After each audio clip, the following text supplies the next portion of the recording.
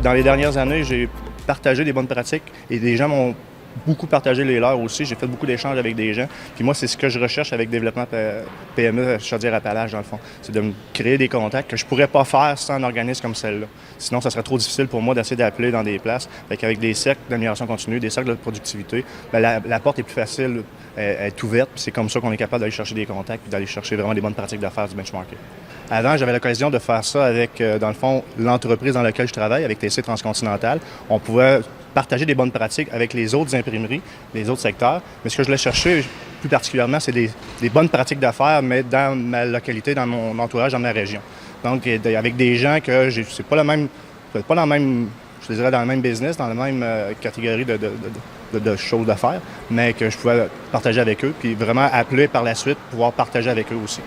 Les résultats vont venir à long terme. À court terme, présentement, ce qu'on a, c'est des projets. C'est des bonnes pratiques d'affaires qu'on est allé voir, puis on dit « Oh, ça serait intéressant de telle place, d'implanter ça chez nous. Oh, ce qu'ils font là, ça a l'air intéressant aussi, c'est bon ce qu'ils font, on aimerait ça implanter ça chez nous. » Présentement, c'est des choses comme ça qu'on regarde, puis qu'on est en train de mettre en place chez nous, puis les résultats vont venir par soi-même, ça c'est sûr et c'est certain par la suite.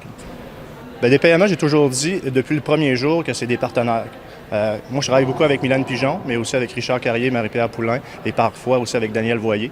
Ces gens-là, c'est pas des fournisseurs pour moi, c'est des partenaires. C'est des gens avec qui j'ai développé une relation, pas d'affaires, mais une relation vraiment de, comment je peux dire ça, quasiment d'amis aussi, quasiment d'amis, mais une relation où je peux m'appuyer avec eux autres, ils peuvent me coacher, tant professionnellement que les gens de mon équipe, les gens dans l'entreprise dans laquelle je travaille.